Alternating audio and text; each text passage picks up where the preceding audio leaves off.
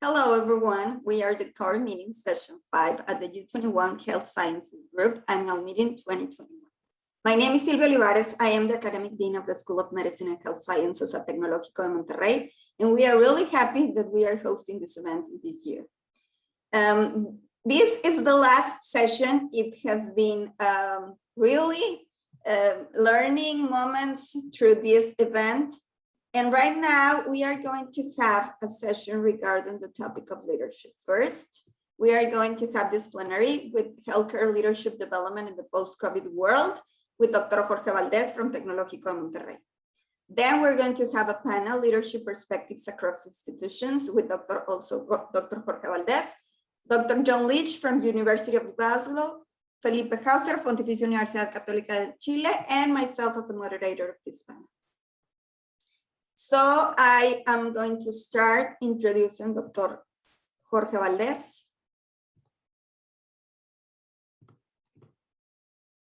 He is Dean of the School of Medicine and Health Sciences at Tecnológico de Monterrey, Chair at Pan American Ophthalmology Foundation, and he is also President of the Mexican Association of Faculties and School of Medicine. He is National Researcher Level 1 from the National Assistance of Researchers. Author of 5 books, 17 chapters, and 109 research articles in the areas of visual sciences, history of medicine, and medical and health science education. He has 25 years of undergraduate and graduate teaching experience. Dr. Valdez, welcome. And we are going to play your video. Pleasure to be here. I'm Jorge Valdez, the Dean of the School of Medicine and Health Science of Tecnológico Monterrey. For me, it's a great pleasure to be here today with the U21 Health Science Group Annual Meeting 2021. It's our pleasure to be your host during this meeting. That we name it Prevention, Wellbeing, and Longevity in a Post-COVID World. So it's a great pleasure. But today I would like to talk in a specific topic about leadership. And the title of this talk is Healthcare Leadership Development in Post-COVID World. What important topics that we were treating during this talk? The leadership development and the post-COVID world. I think that we have to be used to live and live with the COVID or other type of diseases, and we need to create ways to train ourselves and our students and our communities in the leadership aspects to really face these health challenges. So the future is important. The talk of today is about the future, what we need to do in order to develop leadership. There are many drivers. I just show us a picture with many drivers that some authors identify as the key healthcare trends for the 2020 to the 2030. As you can see, the power of data, the flexible organization, the West versus the West, prevention and wellness, that actually is one of the main topics of this meeting, the centricity of the patient, and urbanization and health. For example, in our case in Mexico, this is a big topic with 75% of the population moving towards the cities, and the size of the cities increasing every year, presenting really health care challenges. Now we are talking about the urban health and the ways to develop skills in order to provide that type of care. Just to mention a few ones that we are facing. If this was not enough, now we have the coronavirus. This pandemic of the coronavirus actually create a crisis within our societies all over the world, different levels, economic, in the society, even at the familial and community levels. So these are the drivers that are shaping the future of our organizations, of our healthcare organizations and our healthcare education organizations. And the question emerged, are we prepared to live in a pandemic world? Because those who have been here long enough will remember many other pandemics, not with the size of this one, not with the impact like this one, but they are becoming recurrent in different parts of the world. I can remember pretty well the H1N1 pandemic here in Mexico when we were the epicenter of that disease, how that challenged our systems. And looks like we really didn't learn about how to face that, according to the result that we are having right now. So this question emerged in order for us as educators to take in account what we need to do. My proposal is about leadership. Greatness is not where we stand, but in what direction we are moving. Wise words by Oliver Wendell Holmes. So let's move towards the direction that we want. And what we want, the challenge, develop the tomorrow healthcare leaders. We need to develop leaders. Each one of our students must be a leader that can transform the environment, that can transform the healthcare system, that able to transform the society. The framework for this was described in this document, The Health Professionals for a New Century, by my friend Dr. Julio Frank, talking about transforming education to strengthen the health system in an interdependent world. We need to learn to be better leaders. We need to train a lot more better about leadership within our organization, not just the disciplinary knowledge. We need to develop this kind of skills. And for me, and this is the center concept on this talk, is about developing leadership. How we do that? Well, let's start defining leadership. And I will use a quite simple from Peter Senge. Leadership is about creating new realities, and how this wonderful fits in this reality that we are facing right now. We need to change this reality, create a new one for a post-pandemic world.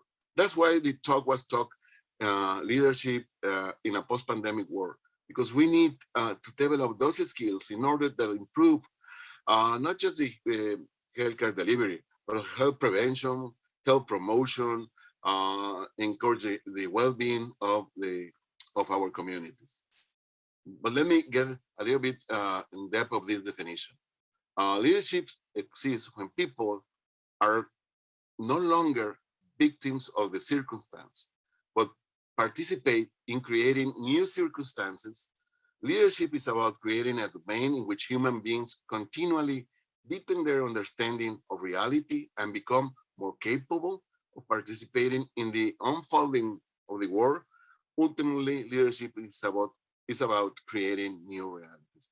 And we, I would say, desperately need to develop new realities. We need to create new realities, because the health crisis that we are facing in some countries, in some communities, really calls for action in the leadership manner. We need to learn to change in order to change to learn. This is kind of a concept that we need learn how to change, because changing, we will start to learning a lot more. So using this principle, let me get into that.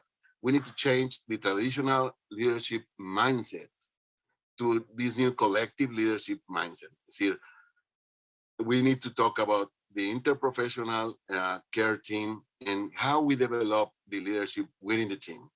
And we know that we have a role to play, and that role will change according to the conditions, the situation, but also how we empower ourselves and empower others to really become leaders. Let me get a little bit on what we need to do. We need to fuel, to promote, to develop innovation leadership. And let me use the words of Sir Ken Robinson, who says that the role of creative leader is not to have all the ideas, is to create a culture in which everybody will have ideas. That's why this solo leadership mindset needs to change this more interprofessional leadership. Similarly, that what separates good innovation leaders from great innovation leaders is the ability to create, cultivate, and sustain environments where everyone adds fuel to this collaborative fire. This is how well described this collaborative leadership in order to promote innovation. And we need to innovate in the ways we approach or face crises like this coronavirus pandemic. Let me move ahead. Trying to describe or have a better definition of innovation leadership. Innovation leadership is the ability to inspire productive action in yourself and others during times of creation, invention, uncertainty, ambiguity, and risk. It is a necessary competency for organizations that hope to develop truly innovative products and services in our case, but also products like vaccines and other type of products. We need to move from that general concept of leadership, abandon that medical leadership concept, and get into the healthcare leadership, in which we will have a vision, we inspire others, we motivate others and ourselves, we lead the change and empower other people to do actually the same. So that creates a new paradigm. So we are facing, we are getting to a new paradigm. Which one is leading yourself before leading others. We need to lead ourselves and be an example of that. So the concept is self-leadership. We need to be the authors of our own life. We need to teach this to our students, how they will develop their own leadership skills. In doing that, they will be designing their own life, their professional life, and empower themselves to really make the changes that the society, the health systems, the services, and even the education needs. So it must be the individual health care professional who is responsible for his own education. And some authors actually push this a little bit forward. And they say it's a consistent ethical position to do. So it's an imperative. If we cite Kant, we will say this is a categorical imperative for every one of the healthcare professionals to develop their own skills, and he has to be responsible for his own education. And we need to be there to support that. Because we need to nourish, how to say, to stewardship self-direct learning. Learning is directed towards understanding and estimating the level of personal need aimed at adopting a change in the practice. Energies are used to learn new skills needed to practice differently. Learning is organized around the problem or challenge, using new skills, and can be disciplinary skills, can be transversal skills, general skills. Altering the clinical practice environment, we need to change the clinical practice environment, or adopting new ways of performing clinical practice. And the next question regarding this self-directed learning, this self-movement towards knowledge, is to question ourselves if we are building our personal learning environments. With all the development of technologies, that's why at the beginning I was talking about these drivers, because one of those drivers is technology. The IT information technologies are omnipresent all over our world.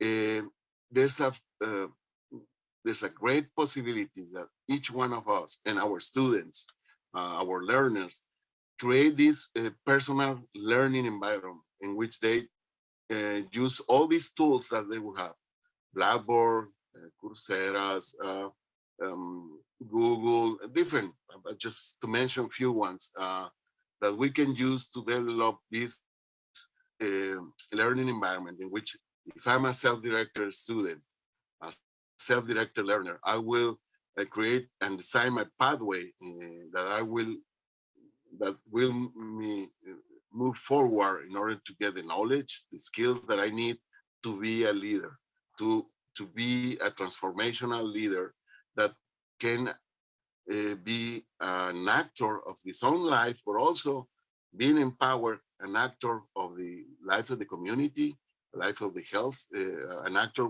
that can change the healthcare system.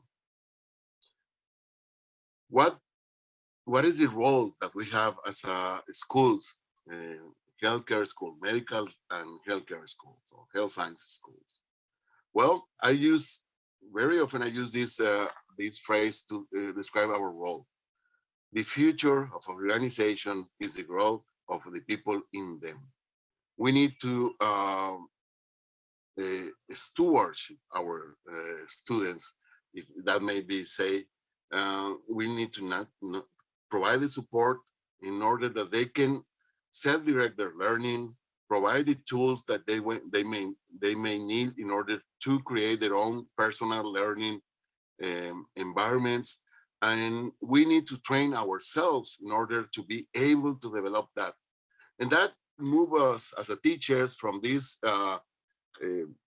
position in which I am the expert on the discipline, and more like a tutor, or actually closing or being a mentor for the student. Obviously, we need to teach the disciplines and knowledge that we need to learn in our different disciplines: medicine, dentistry, nursing, physical rehabilitation. But at the same time, we need to provide or be there to provide the support in order that our students develop this new skill. In particular, I will focus on leadership. We need to develop in each one of them this leadership. There is going to be many different leadership styles within our students, but before they develop any of those leadership styles, they need to develop this self-leadership skill that I was talking before. That's our role as an educators. That's our role as an education institution. So we need to act. We need to develop a plan to do that. There are many literature published regarding to that. I'm just using an example. One of those in which we need to develop that kind of skills. In our case, we develop a book about patient-centered approach, and we talk about how to teach our students to be these transformational leaders that can change the healthcare system, that can change the environment, and specifically how they can move towards health, to promote health in our communities, to promote well-being, and to reach that goal that I think is the goal for the 21st century. It's not to cure the disease. I think the new paradigm, the new goal is to keep our population safe. And having this type of crisis, like the pandemic, challenge us as professionals. It challenged us as an educators. It challenged us as institutions in charge of the in creating the new leaders for the new times. So we need to answer that. And the best way that I have found to answer that is that we need to create the leaders for this new post-pandemic world. I just want to thank you, gracias, for being here. And I hope to meet you personally in the future. And please, if you have any question, just contact me. I'm more than happy to answer and talk about this. Thank you very much. Gracias. Gracias.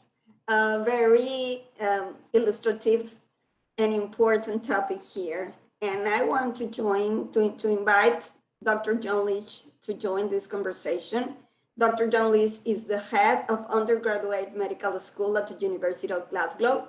He's a neurologist with a special interest in epilepsy. His clinical workload covers clinics dealing with established and newly diagnosed epilepsy, as well as patients presenting with a first seizure.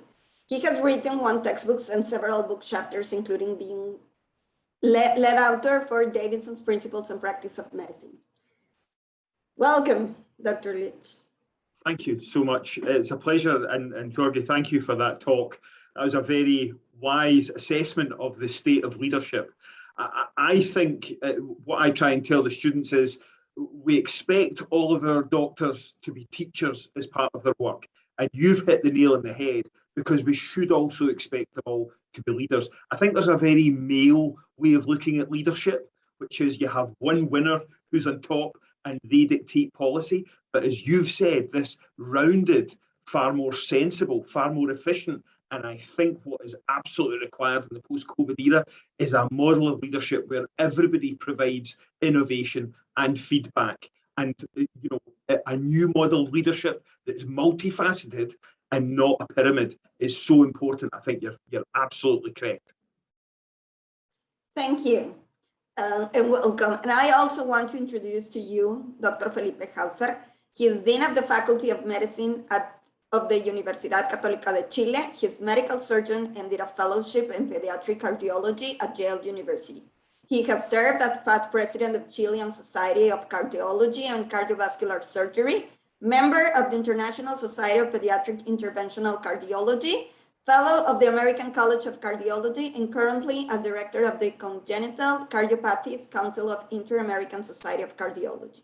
He has more than 30 years of work in the field of education. Welcome, Doctor. Thank you. Thanks a lot for the invitation. Thanks to the tech in general for all this organization of the U21 Health Sciences annual meeting. I mean, you have done a great work, and I appreciate that very much. Talking about leadership, I mean, great talk from Dr. Valdez, and just one other thing that I would like to probably underline is the role model that the leaders have. And then somehow, yes, we have to take care of all these things. I mean, a lot of demands, I would say, for the leaders, but also that somehow you have to practice and show what you would like the rest of the people that you are leading, that you would like to do, but particularly about, I would say, the way that you work, approaches.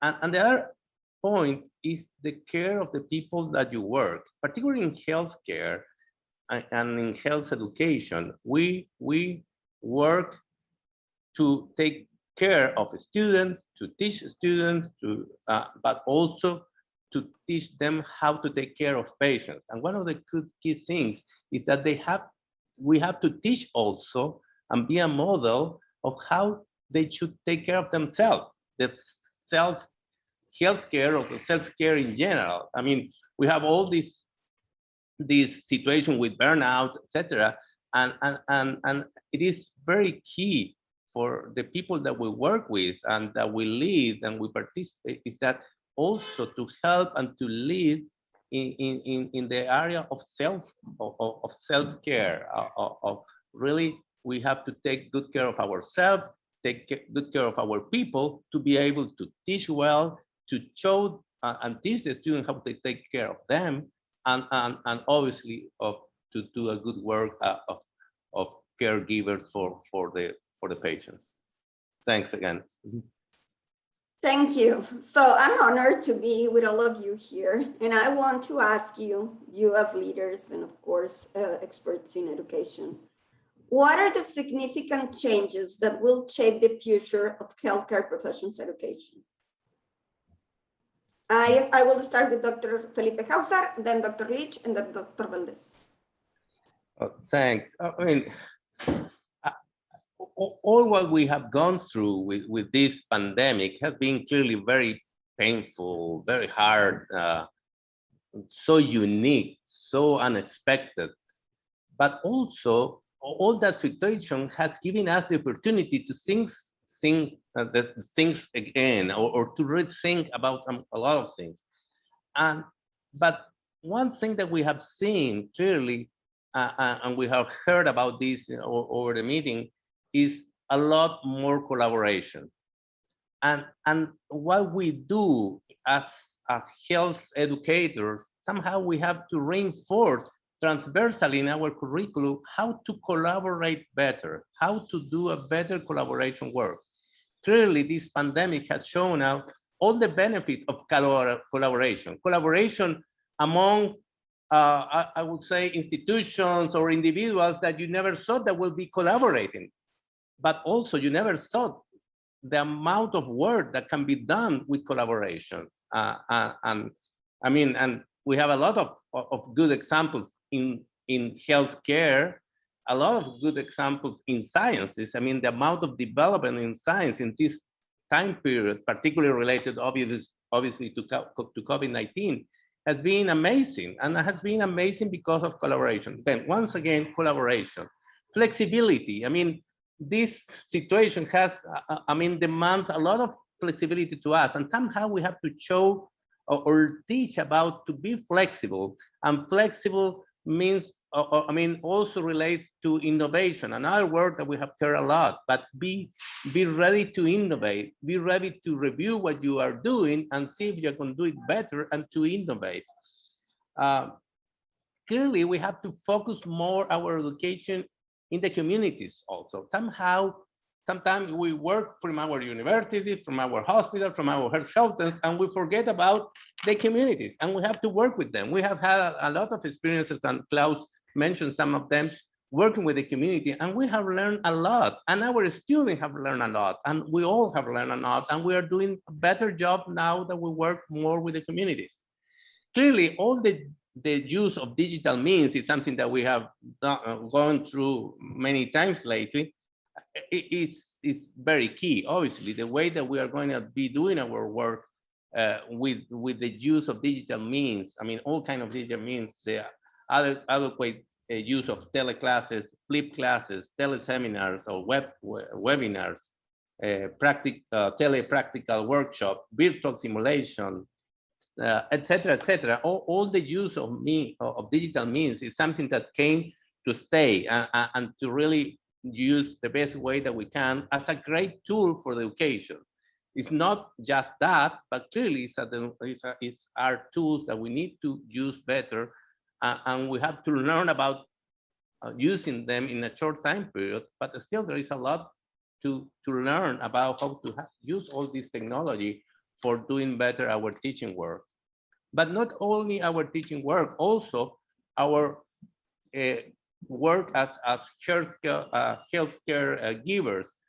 Clearly, these means have been also an instrument, a tool to get closer, as caregivers, to the patients, and clearly closer, and somehow bringing our healthcare to the communities again, and not expecting that or waiting in the hospitals or the medical center for the patients and the population to come, but going to them. And this is something that also I think that we have to teach a lot better, how to go to the community, go with our healthcare to them and work with them. I will stop here actually to don't take the whole word. Thanks. It's a huge assignment and a big list. Collaboration, I understand collaboration both with the community, both in healthcare centers, and also we're talking about innovation, technology, new skills, and you also mentioned something about to be more connected, to be more close one each other, right? So, Dr. Lynch, what can you tell us about this? Thank you, Sylvia. I mean, I think, and Felix absolutely correct, we can no longer just carry on the way we have been in the pre-COVID world. I think I have to say the big drivers for change, well, obviously resources, and I'm happy to come back to that and discuss resources and how that's going to change. And Jorge's already made the point that better leadership leads to better stewarding and use of resources, but that's something we can come back to. I think you asked about the drivers for change. I think the big driver for change here is our students will not tolerate the old ways. Our students will not tolerate coming along and being told what to do and being told that they have graduation and then 15 years of subservience, and then they can start demonstrating leadership. Society will not tolerate this. And I think COVID and politics in general around the world, both developed and developing countries, will not tolerate subservience and obedience, plain obedience. Those days are gone.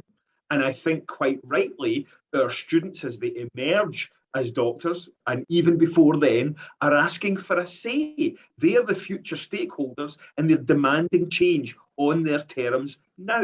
They're not prepared to wait. They want change now. And that challenges us. And I think that challenges us. And Philip, you're absolutely right. Us in the universities, separate from our communities, separate sometimes from our clinical colleagues. And we're in our ivory towers saying how we think things should be done. No more. And I think as well as the driver of societal demand, this asks of us humility. And it asks of us, exactly as Philippe said, we have to move out of our comfort zone, out of our ivory towers. We have to move out of our mindset. The fact that we as clinicians have spent 15 or 20 years in subservience, listening to instructions before we were then allowed to hand down instructions. We have to shed this. We have to forget our own history of obedience and adopt a history of collaboration, adopt a new story of moving out of our own silos, moving into the communities and thinking not just out with our specialty boundaries, but out with our disciplinary bodies. I think, Philippe, you've mentioned collaboration among the medical workforce. Yes, absolutely. Even more so, collaboration with other professions. And isn't it great? And I think U21 is a great example of this, where doctors, nurses, dentists, pharmacists, public health doctors come together and decide not just what we do with our individual roles, but how we treat our patients and how we treat our students, how we set the agenda for healthcare in the 21st century. And that's another element of humility. No longer this ladder or no longer this hierarchy where actually we're all members of the healthcare team and you don't need a medical degree to be part of the healthcare team.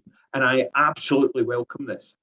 One thing I would say, and occasionally you'll find this, and sometimes you try and get students to take the lead in a task or a project or a tutorial. There's no doubt that leadership, even in this new form, even in this flat hierarchy, even where there are multiple leaders in a big team, leadership takes courage. And in some ways, it is easy. We, as trainee doctors and as students, had it easy. We turned up and we were told, you do this, then you do that, and then tomorrow you get this clinic, and next year we'll be running this service. You followed instructions.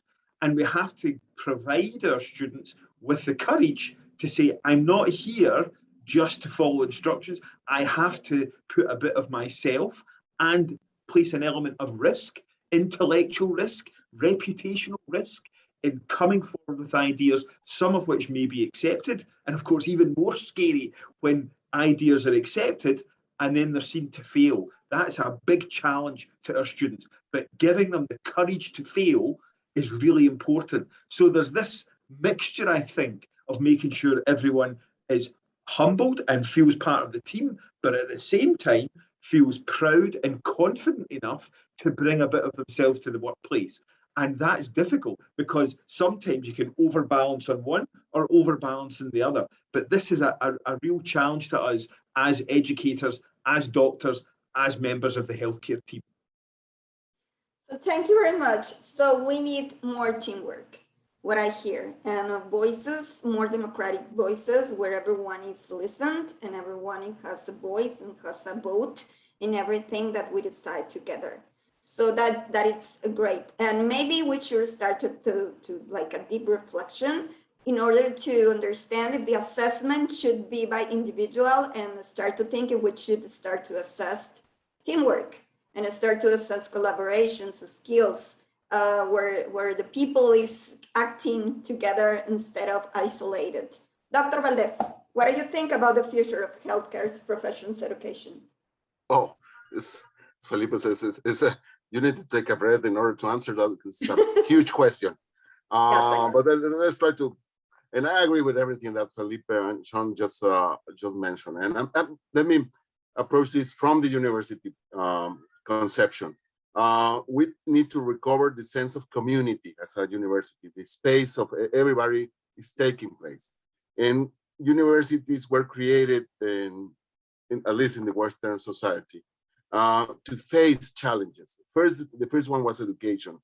But after that, and the previous core meeting was about that, the social responsibility, social accountability. And in order to do that, and that's one of the big things that is facing and shaping the healthcare system, is the social changes and challenges that are happening right now. And this pandemic brings to our attention several ones. One is that we are a global town, the global community. We are a big community. See ourselves. Sean is in a different time zone. Felipe is almost at our same time, but I saw some people from other parts of the world. So we are breaking down that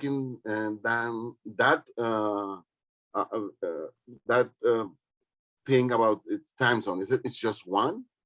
The only thing that has happened that the sunrise is happening in some place right now, and we already have over the top. So we are, in order to face this type of problems, we need to behave like a huge community, and our students need to learn that since the beginning, since they start to train themselves as a professionals of the healthcare system. First, working, as you mentioned, Sylvia, working in teams, learning, don't work in isolation, as John mentioned, and have this courage. I love the word courage. It comes from heart, from the Latin core, and it's this really have, I would say, the guts to move forward, to step yourself. And Sylvia and myself, we and the team, and some other members of the team that are actually here, we write this book about the patient-centered learning based on the different perspectives. And the last one was about entrepreneurship. And I'm not talking about business. Actually, the business school kidnapped that word, but actually we are recovering for the use of it, the entire university, and saying is how I change what I have in front. Can be this situation of this patient, of this service, what Dr. Lynch just mentioned. I have to not just follow the instruction. If I can improve the treatment, if I can improve the diagnosis, if I can improve the social work around the patient, that's the entrepreneurship, and we are recovering the original sense of the meaning and the word, to be an actual leader by yourself, working in collaboration with others, having the patient or the other in the center of our work. And the other is that we can replicate right now, and we have to take opportunity. And they mentioned in the first core meeting today that we have to see this situation as an opportunity to develop a lot of things that we were not able to do before, because the crisis is always a window of opportunity. And working in collaboration, and see this meeting is a great example of this. And I remember having meetings, and probably you have the same, with people from all parts of the world, learning from the experience of the people in China, in Korea, in Chile, in Europe, and different parts. So we can no longer work in collaboration, and our students really need to incorporate that in the mindset, and not just the students. What's more important, ourselves. the older guys, the old guys, guys. So thank you. I think Sean want to comment on that. Yeah, Jorge, I really like this reclaiming the word entrepreneurship, and you know, one other English word that we sometimes use for entrepreneur is middleman, and I suppose you hit on an important point here. I suppose we have to say to our students that part of being a healthcare professional is being a middleman between what the patient wants and expects and what is possible, and trying to work out, and again, we're back to this idea of multifaceted leadership. Now, we often talk about leadership being part of the whole team, but I do wonder if every consultation that we have, there's a team, yourself and the patient, and asking, here's what I think we can do. What's your expectation of this encounter? Whether that's more treatment, whether it's less treatment, whether it's a different form of treatment, whether it's surgery rather than medicine, whether it's no medicine at all, and you know, temporizing and seeing how things go. And the patients, and I run epilepsy clinics, as Sylvia pointed out, the patients in the epilepsy clinic, you'll give them the opportunity to choose which path they wish to go down, and it's the patient who will drive the end result. And I would imagine that we're back to this idea where leadership involves setting out possibilities and having we're back to this courage and the knowledge to be able to direct the patient down the path that they may or may not explicitly realize they want. But in summary, I think that's a great word: entrepreneurship, middleman, driver of change. I think that, and that's a good word to reclaim. I'm going to start stealing that, if you don't mind. Okay, so hearing your conversation made me thought about why, if we need the students to start changing things and to be more entrepreneurial and be more creative, why our educational system keep preparing students and educating for following rules and for discipline and to stick to the protocols and to stick to everything. So what I want to ask you here, I mean, it's what are the main fears and barriers to stop us to start this pathway that you are claiming right now? Dr. Huser. Yes, I mean, clearly, as we all know, there is always fear to change. And particularly if you take a look and say, okay, we are doing okay. I mean, why change? Why to change? I mean, we're okay. I mean, we have done it this way for this time period and so far so good. Why to change? And part of it is also a fear for failure, because if I change, this is that is working might not work instead of working better, which is obviously the purpose of the change. And there is always normal. I mean, it is frequent that there is failure fear for failure. The other thing is sometimes you review and say, okay, are our teams going to be able to do this change?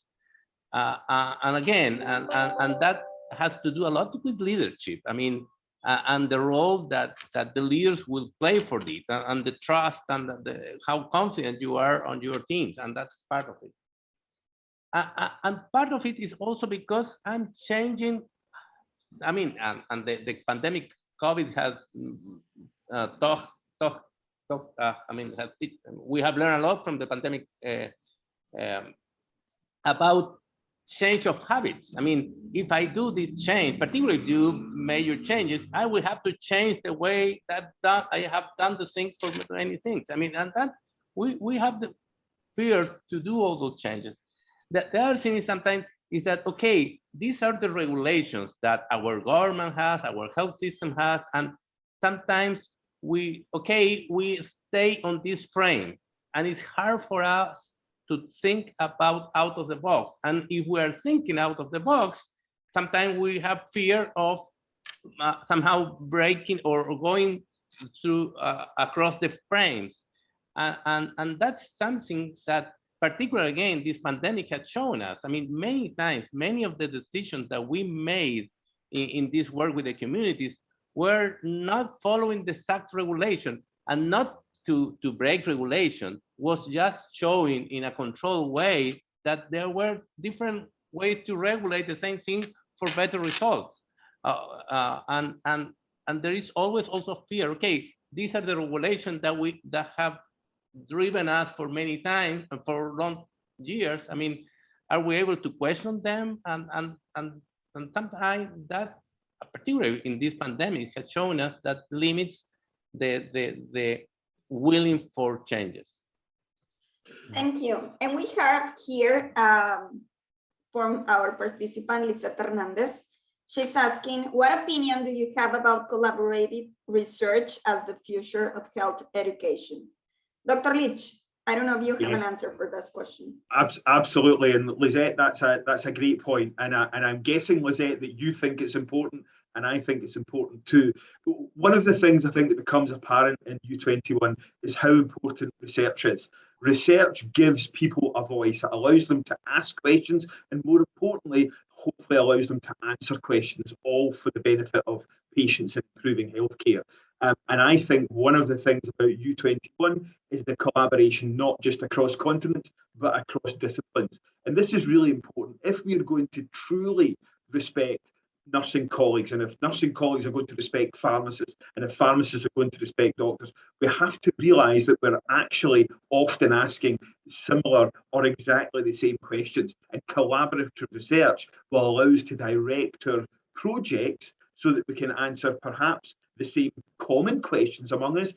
Even more importantly, might allow us to ask simultaneously parallel questions that will satisfy the demands of the pharmacist and the nurse, or the pharmacist and the doctor. So, Lisette, I'm guessing that you think it's important, and I think it's important too. And I think that's one of the reasons when we look through funding the U21 initiatives that we have done through the Health Science Group quite successfully, one of the important things we look for is the ability to collaborate geographically and across disciplines.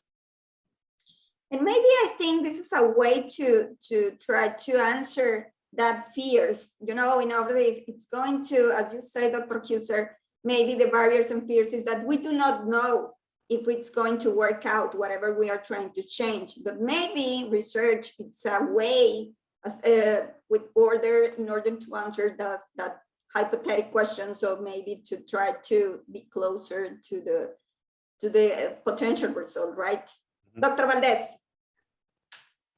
Thank you. I totally agree with Lisette and Sean about it's very important, and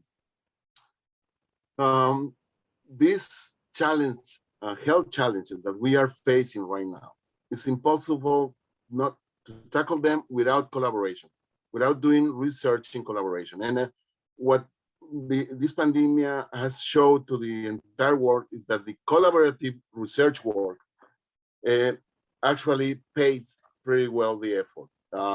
The vaccine, the different vaccines, they were not tested just in one place. Even the basic research was done in collaboration, and then it was the clinical part was clinical research was also done in collaboration. And as Sean mentioned, we are actually with this question we can talk about the center message of Universitas 21 is about collaboration in research. Was one of the pillars of this consortium or this group. Try to develop ways in order to collaborate doing research. And as John mentioned, I love it. Not just across the geography, the countries, it's across the disciplines, the different conditions, health conditions that we have in different places, sometimes in the same country, and according to the different locations. So it generates a lot of opportunities, and I'm very happy that that this question came out, because allows to talk about the how to say the reason, one of the big reasons to be here talking about this. And I don't see the future without collaboration. I don't. Although we need to create the conditions to promote that, and I love this word in English, that we don't have it in Spanish, a literal translation for that. It's stewardship. It's to protect, to care about, and at the same time give direction how that happens. And we need to steward this collaboration in research. I think we as a leaders, and everybody's a leader, we need to promote the collaboration always, looking for opportunities. Thank you. And talking about this community that we are in U21 Health Sciences Group, we have a question from Mildred Lopez. Hello, Mildred. It is a difficult challenge. As you mentioned, the curriculum is important. The community, where the students grow as well. What strategies can we use to foster those highly engaged learning communities? So Dr. Huser, I don't know if you have an answer for that. I don't have an answer. I have some ideas that I can develop, because obviously engagement, it is very related to education, to the way that we relate with, as we relate more horizontally with the different communities, with the different, I would say, potential partners. Engagement happens. If we go as a very on a very academic position, I mean, like a big professor trying to, we will not get that. Then we have to really use all these, I would say, or consider all this point about leadership that Jorge presented on at the beginning of this discussion, to really engage with people. Now, as we work more with them, more horizontally, more democratically, the engagement happens. Students, obviously our own faculty, the work with other faculties, as talking about interdiscipline. I mean, starting with interprofessionalism, interdiscipline with other faculties. Here, the role of communication, of conversations, on really going across walls that we have built, that they are not there, but we have built, to talk to the industry, to the government authorities, etc. Is a way to engage. Once again, we have had experience lately to work with the industry in some project with the community, where the industry has given us the money that we needed for the project, but they have been part of the project. They have worked with us. They have been partners. So a couple of the experience that Klaus Bischel mentioned on his previous lecture were that way, and they were very engaged. And because they are engaged, they want to do more and more work with the community, health-wise, experiences that we are evaluating in an academic way, and that is possible to, again, in going across those walls that we have built, but they are not there. So thank you very much. We are running out of time. So Dr. Lynch, I don't know if you have final comment, and then Dr. Valdez will have any opportunity to make final comments during the wrap up. And yes. Sylvia, if I can refer to something you asked why we don't break down the walls and give more leadership equipment to our students as they leave us. I absolutely agree that role modeling is important, curriculum is important, but the other worry about leadership, how do we assess it? It's really difficult. We're used to assessing things in medical curricula, but assessing whether or not someone has leadership is really difficult. And this is the value of role modeling. We have to have the courage to make some assumptions sometimes that students are taking on what's being role modeled. But it's just a worry that I have that students will always follow the assessment and not necessarily follow some of the important underlying attributes we try and instill in them. Thanks. So we need collaborations, and we need leaders that foster that collaboration. Dr. Valdez, one final comment for this session. I want to take this idea of Sean about the assessment or how we assess leaders, that the people, our students, and even ourselves we are accomplished the goal to develop our leadership skills. And I think we need to learn how to show that. And I don't find any better way to have this portfolio of evidence. And I always love the evidence-based assessment. See what and see, and this is important because it's a change in the mindset.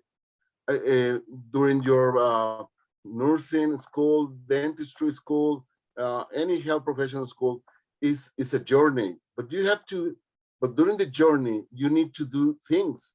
Don't see like you are moving from one point to another. In the middle, a lot of things are happening. And in that happening, you have this opportunity to do things that show that you are developing this leadership.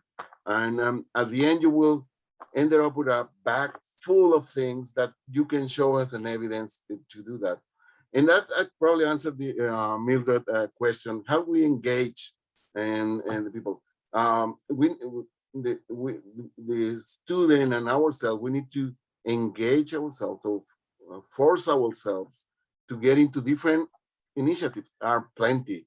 The health challenges are so big and so broad that the opportunities to develop and show our leadership are huge. And that. So I will close with that. We need to focus on to assess that if we are really in the task of creating the new leadership. Sorry, I will take another idea just to close, because I just write down an editorial about the WHO, about this is the year to take care of the health professions. And they said that we need to put enough resources. But if we want resources, we need ourselves have the courage. I'm facing Sean. They have this courage to stand up and really fight for that. And that's another way to show leadership. And I close with that. Thank you. So we have a couple of comments here, and from Ángeles Dominguez. In fact, we have an interdisciplinary research group, and from Cleonel Sullivan, looking at some of the achievements of our students in the U21 SDG initiatives, such as an Awareness Week and Global Learning Partnership Program. Our students are developing and demonstrating leadership qualities in abundance. And Dr. Lynch, absolutely, Diana. So thank you very much for our speaker and panelists. I want to close this session.